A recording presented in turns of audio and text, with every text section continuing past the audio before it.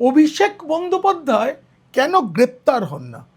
এত অভিযোগ তার বিরুদ্ধে বারবার শোনা যায়। আজই তিনি গ্রেপ্তার হয়ে যেতে পারেন, কালই হতে পারেন, কিন্তু কেন হন না? বারবার কেন ছাড় পেয়ে যান ভাইপো বাবু?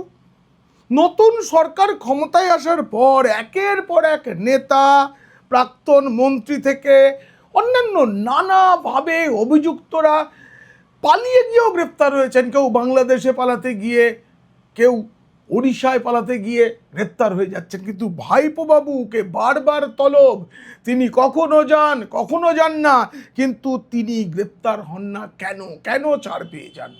এই প্রশ্ন সবার। এই প্রশ্ন বিজেপি কর্মী থেকে তৃণমূল নেতাদেরও। আর কেউ না পেলেও ভাইপো সবেতেই আদালতের রক্ষা কবচ কি করে পেয়ে যান? আজ সেই রহস্যের সন্ধান। প্রতিবেদন ভালো লাগলে অবশ্যই সাবস্ক্রাইব করবেন। পিনাক্কি বলছে। ভাইপোর মুক্তি রহস্য জানতে দেখুন ও শুনুন পিনাক্কি বলছে। এই বিধানসভা নির্বাচনটা একটা কেমন যেন সবকিছুকে ওলট পালট করে দিয়ে গেল। যেই মমতা বন্দ্যোপাধ্যায় নিজেকে গর্বের মুখ্যমন্ত্রী, সততার প্রতীক বলতেন, তিনি ক্রমশ একা হতে হতে হতে কোথায় পৌঁছে গেছেন? তার নিজের হাতে গড়া দল এত দ্রুত ধসে পড়বে সেটা কেউ কল্পনা করতে পারেনি। মমতা বন্দ্যোপাধ্যায় তো ভাবেনি, আর কেউ সম্ভবত ভাবেননি। অভিষেক বন্দ্যোপাধ্যায় ভেবেছিলেন দলটা হেরে গেছে, এবার পিসির মুখটা আর ব্যবহার করা যাবে না, এবার এই দলটাকে নিয়ে নিতে হবে। কিন্তু সেটার সুযোগই তিনি পেলেন না। যারা তার দেওয়া টিকিটে জিতেছেন তাদের 12 আনাই তো বিদ্রোহী দলে চলে গেছে। আর নতুন করে যাদের সাংগঠনিক দায়িত্ব দিলেন, যাদেরকে ধরে রাখতে চাইলেন, তারাও একে একে সকলে মালা রায় থেকে জ্যোতিপ্রিয় মল্লিক সকলে দিদির পাশ থেকে সরে গেছেন। যাদেরকে যাদের হাত ধরে সায়নী ঘোষ যুবর সভাপতি রেখে দেওয়া হলো, তিনিও চলে গেলেন। আর জ্যোতিপ্রিয় মল্লিককে জেলে যাওয়ার পরেও মন্ত্রিসভায় রেখে দিয়েছিলেন মমতা। কত বড় সততা ভাবুন। তারপর এই জ্যোতিপ্রিয় প্রভাবশালী তকমা পেয়ে যাচ্ছে মন্ত্রী থাকার ফলে, তাই তার জামিন পেতে অসুবিধা। শুধু এই কারণেই জ্যোতিপ্রিয়কে মন্ত্রিসভা থেকে সরিয়েছিলেন। সেই প্রাণের প্রিয় বালু, সেও কিনা রাজনীতিই ছেড়ে দিল যাতে দিদির পাশে না থাকতে হয়। আরে কলকাতার প্রথম সংখ্যালঘু মেয়র ববি হাকিম, সবই তো মমতার সৌজন্যে। সেই সঙ্গে পুরো নগরোন্নয়ন দপ্তর, এ নিয়ে কত মারামারি, কত ঝগড়া ভাইপোর সঙ্গে। মেয়রের হাতেই কেন পুরো দপ্তর থাকবে? ভোটেরই যে বিপর্যয়, তারপরেও ফিরহাদ হাকিমকে বিধানসভায় ওই মুখ্য সচেতক করেছিলেন। কিন্তু দলে যেই বিদ্রোহ, অমনি ফিরহাদ চলে গেছেন, মেয়র পদ ছেড়েছেন, এখন বিদ্রোহী শিবিরের নেতা হচ্ছে। মেয়র পদ ছেড়েছেন, এবার বিদ্রোহী শিবিরের নেতা হতে চাইছেন। মমতার আস্থাভাজন বলেই তো অরূপ বিশ্বাসকে তৃণমূলের কোষাধ্যক্ষ করা হয়েছিল। তিনি চলে গেলেন দিদিকে ছেড়ে, কিন্তু যাওয়ার আগে এমন একটা কাজ করে দিয়ে গেলেন যে দলের ব্যাংক অ্যাকাউন্টগুলো ফ্রিজ হয়ে গেল। কোটি কোটি টাকা, সেই কোটি কোটি টাকা কে পাবে তা নিয়ে তো দ্বন্দ্ব আছেই, কিন্তু আপাতত পিসি ভাইপো সেটা প্রয়োজনেও ব্যবহার করতে পারবেন না। কিন্তু আছেন একজন, তিনি কুণাল।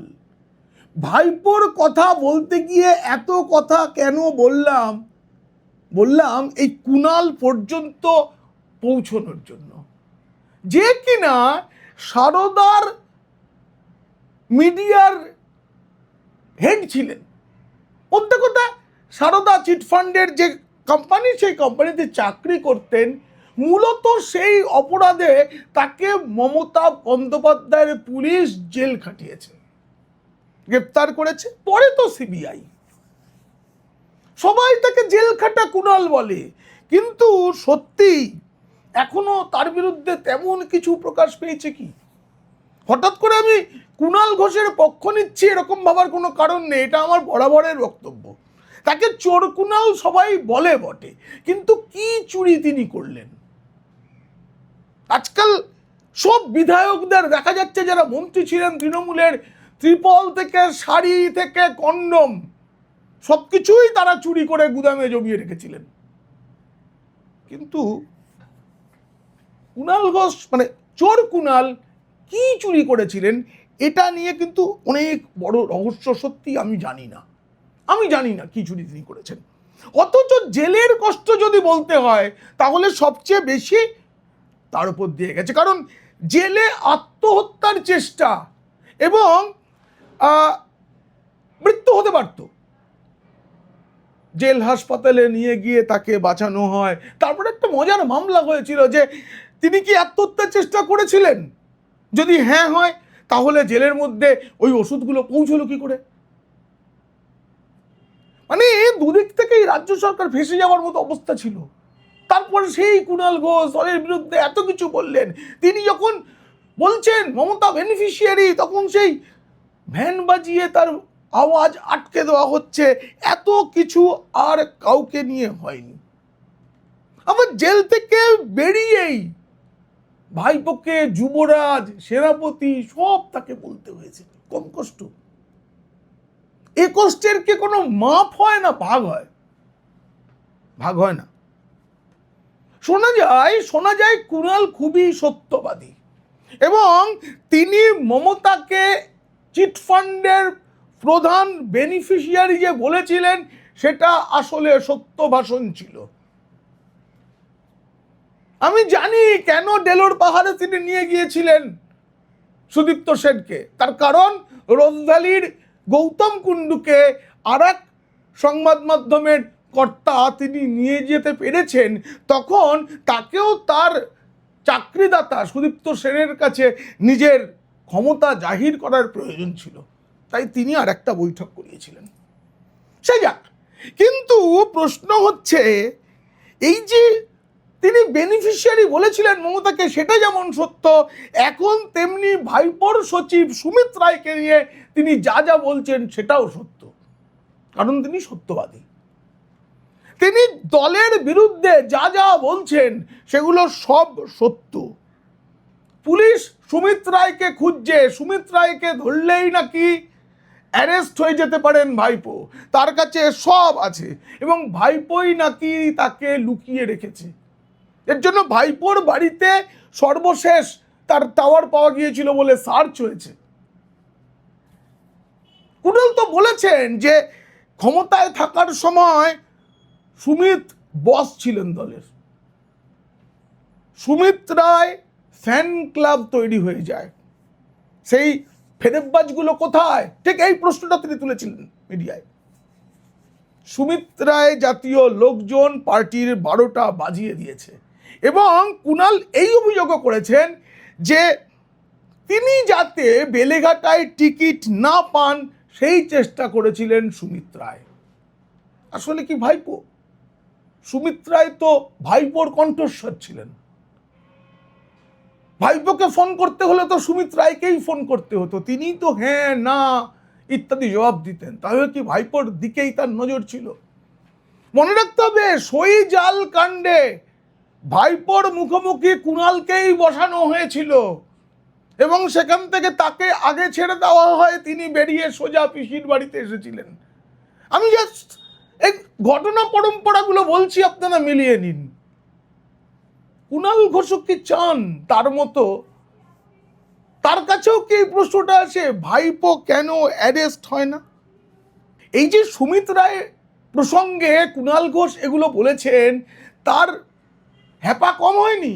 এরপরে কালীঘাটে একটা বৈঠক হচ্ছিল, সেখানে ভাইপো ছিলেন, কুণাল ছিলেন এবং ওই বৈঠকটার আগেই সুদীপ বন্দ্যোপাধ্যায় তিনি বিদ্রোহী দলে চলে গেছেন। এবার কলকাতা উত্তরের সভাপতি কে হবে? কুণাল ঘোষ। এরপরে কুণাল কিছু বলেন যেটা একটু তাড়াতাড়ি করে সব করে ফেলতে হবে, তখন ভাইপো তার কর্তৃত্ব দেখাতে গিয়ে তিনি আঞ্চলিক বা কালীঘাট তৃণমূল কংগ্রেসের সর্বভারতীয় সাধারণ সম্পাদক এখন, তিনি বলেন যে ওসব পরে দেখা যাবে, পরে দেখা যাবে।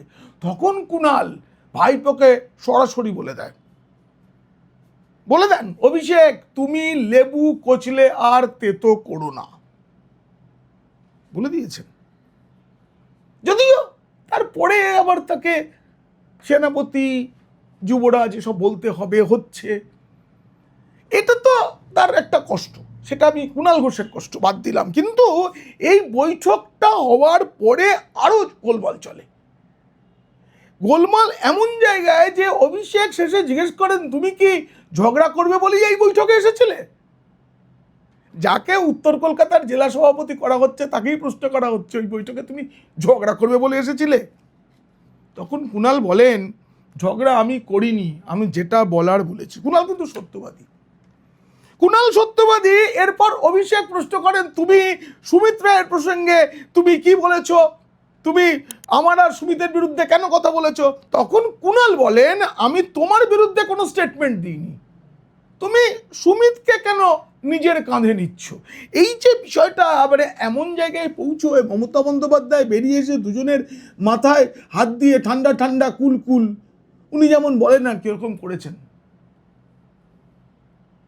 কিন্তু আমার প্রশ্নটা এইখানে, এই যে সুমিতের বিরুদ্ধে বলা হচ্ছে বলে রাগ এত, যে কুণাল ঘোষকেও প্রশ্ন করা হচ্ছে ঝগড়া করছো কেন? তাহলে সুমিত রায়কে ধরলেই যদি অভিষেক অব্দি পৌঁছানো যায়, তাহলে সুমিত রায়কে এখনো পর্যন্ত পুলিশ গ্রেপ্তার করছে না কেন? ভাইপোর গ্রেপ্তার তো সেই নকশাল আমলের ছাত্র ভোলানোর মতো। বলা হতো এই গ্রীষ্মের ছুটি, তারপরেই বিপ্লব আসবে। গ্রীষ্মের ছুটির পর যখন স্কুল খুলতো বলা হতো হাফ ইয়ারলি পরীক্ষার পরে বিপ্লব আসবে, পুজোর পরে বিপ্লব আসবে, শীতের ছুটির পর বিপ্লব আসবে, বিপ্লব আর আসেনি। এইভাবেই তো নকশাল আন্দোলন এবং পরবর্তীকালে সিপিএমও সমাজতন্ত্র আসছে করে একটা টোপ দিয়ে গেছে।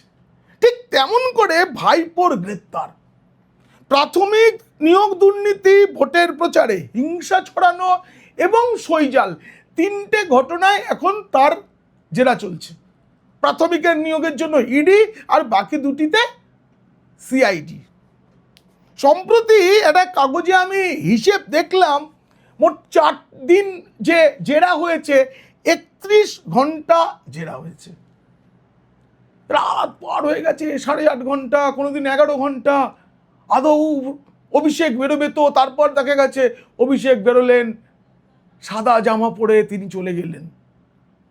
এসব দেখতে দেখতে না বাঙালির চোখ পচে গেছে। অভিষেক গ্রেপ্তার হবে শুনতে শুনতে বাঙালির কান পচে গেছে। আমি বলি, এখন গ্রেপ্তার করা কেন হচ্ছে না? একটা বিষয় হতে পারে যে তাকে এইভাবে হেনস্থা করার পর, তারপরে মানে একদম সেই মাছ ধরার আগে খেলিয়ে খেলিয়ে খেলিয়ে খেলিয়ে তারপরে, নাকি তৃণমূল পুরোপুরি উঠে যাওয়ার পর ভিখারির দশা, সর্বভারতীয় সাধারণ সম্পাদকের হাতে, সাংসদ বিধায়ক প্রায় নেই, অন্য দলে চলে গেছে, প্রতীকটা নেই, এই অবস্থা, এই ভিখারির অবস্থাটা দেখার অপেক্ষা করা হচ্ছে। মানে আপনারা আশা করি আমার ইঙ্গিতটা বুঝতে পারছেন যে ঢাল নেই, তলোয়ার নেই, নিধিরাম সর্দার বানিয়ে দেওয়া। এমন একদিন আসবে যেদিন ও আর কে, মানুষ দেখে ডিমও ছুড়বে না, পচা ডিমও নয়, এরকম বানিয়ে দেওয়া, জেলের বাইরে রেখে। এটাই কি উদ্দেশ্য নাকি অন্য কিছু? দেখুন, প্রাথমিক শিক্ষক মামলায় কবে থেকে আমরা শুনে আসছি কালীঘাটের কাকুর কণ্ঠস্বর প্রকাশ্যে এলে সব হয়ে যাবে, কত কিছু হলো। তারপর জানা গেল 2017 সালে ওই সুজয় কৃষ্ণ তার বেহালার বাড়িতে, সুজয় কৃষ্ণ ভদ্রের বেহালার বাড়িতে 3 জনের মধ্যে একটি কথোপকথন হয়েছিল, একটা বৈঠক হয়েছিল। তার একটা 15 মিনিটের কথোপকথনের রেকর্ড উল্লেখ পায়, যেটা আদালতে সিবিআই তার চার্জশিটে উল্লেখ করেছে। সেই কথোপকথন, অভিষেক জানতে পেরে যান যে পার্থ চাকরি বিক্রি করছে। এটা জানার পর অভিষেক ওই যে চাকরি বিক্রির টাকা তার ভাগ চান এবং সুজয় কৃষ্ণের কাছে তিনি 15 কোটি টাকা দাবি করেছিলেন। এটা তো আছে ওই কনভারসেশনে। অভিষেককে সন্তুষ্ট করতে চাকরি প্রার্থীদের কাছ থেকে মোট 100 কোটি টাকা তোলার পরিকল্পনা করা হয়েছিল এই 15 মিনিটের বৈঠকে। সেই টাকা তোলার দায়িত্ব দেওয়া হয় কুন্তল ও শান্তনুকে। ঠিক হয়েছিল 100 কোটি টাকার মধ্যে পার্থ, প্রাথমিক শিক্ষা পর্ষদের প্রাক্তন সভাপতি মানিক ভট্টাচার্য এবং অভিষেক বন্দ্যোপাধ্যায় নামটা আছে, বারংবার আছে, 72-73 বার অভিষেক নামটা আছে।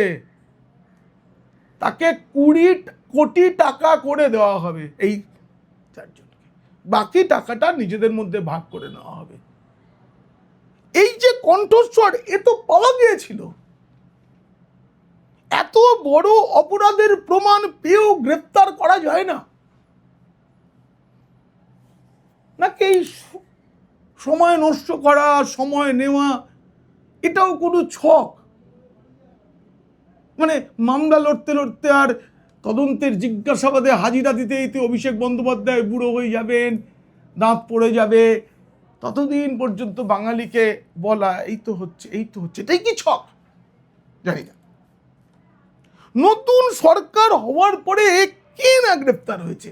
পাড়ায় টাকা তোলার অপরাধে, হুমকি দেওয়ার অপরাধে বুথ স্তরের নেতা, কাউন্সিলর থেকে প্রাক্তন মন্ত্রী উদয়ন গুহ, সব্যসাচী দত্ত থেকে স্বরূপ বিশ্বাস, ওড়িশায় পালিয়ে যাচ্ছিল, তাকে পুরী থেকে ধরা হয়েছে কাউন্সিলর সুশান্ত ঘোষ, বাংলাদেশে পালাতে গিয়ে জাহাঙ্গীর, এরা গিয়ে ধরে ফেলেছে মাচ্চর, কি বেশ নাম তার, শওকত। তো এত কিছু হয়েছে। আর জাহাঙ্গীর তো ধরার পর ফেসবুক খুললেই খালি দেখছি কালো হাফ প্যান্ট আর জামা পরে সে দড়ি বাঁধা বসে হাঁটছে হাঁটছে হাঁটছে, হেঁটেই চলেছে জাহাঙ্গীর। মনে হচ্ছে মাঝে মাঝে ব্যাকগ্রাউন্ডে এই পথ যদি না শেষ হয় তবে কেমন হতো তুমি বলো তো, গানটা চালিয়ে দেওয়া যায়। ফেসবুকে এত হাঁটছে জাহাঙ্গীর, কিন্তু ভাইপোকে ধরা যাচ্ছে না। তারে ধরি ধরি মনে করি, কিন্তু ধরতে গেলে আর পারি না কেন? এটাই তো আপনাদের প্রশ্ন, আমারও প্রশ্ন। সেই কবে থেকে শুনে আসছি এবারে গ্রেপ্তার হয়ে যাবে ভাইপো বাবু। দেখুন, আমিও বলেছি সত্য সম্ভাবনার ওপরে দাঁড়িয়ে আমি বলেছি ভাইপো গ্রেপ্তার হতে চলেছে বা হতে পারে, কিন্তু তারপরে দেখেছি সেই সত্য সম্ভাবনা কি করে অসম্ভব হয়ে গেছে। সব সত্যই জল্পনায় রূপান্তরিত হয়েছে। আমি বলছি সব মিথ্যা নয়। আমি এই সংক্রান্ত যে খবর দিয়েছি সব সত্যি সম্ভাবনার উপরে দাঁড়িয়ে। তারপরে কি করে যেন ভাইপো বাবুর রক্ষা কবচ পেয়ে যান, সব সম্ভাবনা উবে যায়। আমার এই রক্ষা কবচ নিয়ে একটা প্রশ্ন আছে। আদালতে যে কেউ গেলে আমি যাতে গ্রেপ্তার না হই তার জন্য কি রক্ষা কবচ পেতে পারেন?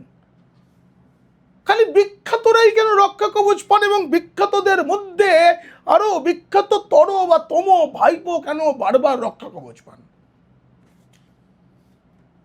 শুনেছি এটা নাকি খুব ওজনদার এবং টাকাদার হলে মানে এটা পাওয়া যায়, কারণ কোটি কোটি টাকার উকিল নিয়োগ করতে হয়। সত্যি বলছি, এই ব্যাপারে আপনাদের মতো আমিও আদার ব্যাপারী, জাহাজের অতটা খোঁজ জানি না। বালি, পাথর, গরু, এসব পাচার, ডিয়ার লটারি, শিক্ষক নিয়োগ, লিপস অ্যান্ড বাউন্স, যার বেশিরভাগ সম্পত্তি বাজেয়াপ্ত হয়ে গেছে, নিজের একার একটা গোটা ফুটবল ক্লাব, নিজের বেহিসাবি টাকার সেবাশ্রয়, সব কিছু নিয়ে কত অভিযোগ, কিন্তু ধরি ধরি করেও ধরা যায় না কেন? ভোটের আগে না হয় ইডি সিবিআইকে রাজনৈতিক কাজে বিজেপি লাগাবে না, এটা দেখাতে চেয়েছিল, মানছি। তাতে সিম্প্যাথি তৈরি হতে পারতো, কেউ বলতে পারতো যে দেখেছ ভোটের আগে কেমন ধরে নিল। করতে না পারে তার জন্য। কিন্তু এখন ধরলে তো মানুষ খুশিই হবে, কেউ কোনো অভিযোগ করবে না, কিন্তু ধরা হচ্ছে না কেন? একটি তো রক্ষা কবচ আছে, কিন্তু বাকিগুলোতে কিন্তু নেই। সই জাল, যেটা আইনসভায় মিথ্যা জাল সই জমা দেওয়া, তাদের 7 বছর পর্যন্ত জেল হতে পারে, এটা মারাত্মক অভিযোগ। কিন্তু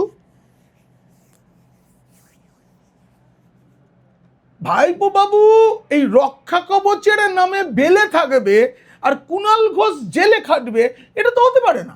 এটা তো অসাম্য। বলুন, একটা গরিব আর বড় লোকের মধ্যে একটা অসাম্য তৈরি করার চেষ্টা, তো বলুন না, এটা ধনী গরিব দ্বিচারিতা কিনা? এটা মানা যায় না। এই যে ভাইপো প্রাইভেট বিমানে দিল্লি যায় আসে, এই বিমানটি ব্রাজিলের এমব্রায়ার সংস্থা তৈরি, যেটাই চড়েন উনি, সেটাই ভিআইপি কনফিগারেশন আছে, মানে অনেক রকমের বেশি সুবিধা আছে, অনেক রকমের হেলিকপ্টার হয়। আমারও 2-1বার চাপার সুযোগ হয়েছে, আমি দেখেছি আলাদা আলাদা। তো ভাইপোর যে হেলিকপ্টারটা, সেটার ইঞ্জিনটা স্টার্ট করলো আর ইঞ্জিনটা বন্ধ হবে, এই যে পুরো সময় প্রতি ঘন্টায় 5 লাখ টাকা লাগে। মানে দিল্লি যাতায়াতে 5 ঘন্টা, আর তার সঙ্গে আরো রানওয়েতে থাকা ইত্যাদি সব মিলিয়ে যদি 6 ঘন্টাই ধরি আমরা, তাহলেই তো একটি সফরে 30 লাখ টাকা খরচ কোথা থেকে আসে?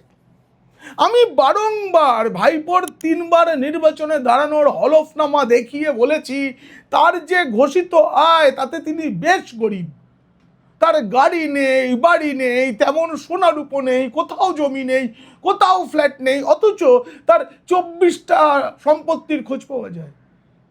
অথচ তার প্যাডের পাতায় লেখা থাকে শান্তিনিকেতন তার অফিসিয়াল ঠিকানা। এখন জানা যাচ্ছে ওই বাড়িটা অন্য কারো নামে। কি করে হয়? মোক্সো টাওয়ারে তার কিছুই নাকি তার নেই, অথচ এই যেগুলো জানা যাচ্ছে শান্তিনিকেতনে অবৈধ নির্মাণ, কিন্তু গ্রেপ্তার করা যায় না।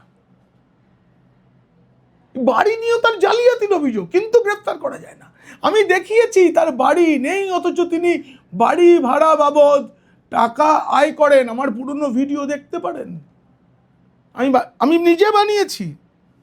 আমার এক বছরে তিনি টাকার রোজগারের উৎস এক রকম দেখিয়েছেন, কিন্তু কোনো কিছুতেই কিছু হয় না, কোনো তদন্তেই গ্রেপ্তার করা যায় না। এটা একটা রহস্য। আমি জানি না কবে এই রহস্যের সমাধান হবে। তবে আজকাল তো সবকিছুর উত্তর এআই দিতে পারে। আমি না এআই কে প্রশ্ন করেছিলাম, দেখুন আপনারা স্ক্রিনে, আমি এআই কে প্রশ্ন করেছিলাম অভিষেক কেন গ্রেপ্তার হয় না। সেও অনেক কারণ খুঁজে পেতে ওই দেখিয়েছে আইনি রক্ষা কবচ সুরক্ষা, বিচার বিভাগীয় প্রক্রিয়া। আসলে কি জানেন, টাকা টাকা টাকা, যত টাকা যার কাছে তত সুবিধা তার আছে। আপনারা বরং সামান্য টাকা খরচ করে পিনাক্কি বলছের মেম্বারশিপ নিতে পারেন। আজকের ভিডিও কেমন লাগলো জানিয়ে অবশ্যই মন্তব্য করবেন। ভালো লাগলে বন্ধুদের, খারাপ লাগলে শত্রুদের শেয়ার করবেন। আপনারা খুব খুব ভালো থাকবেন।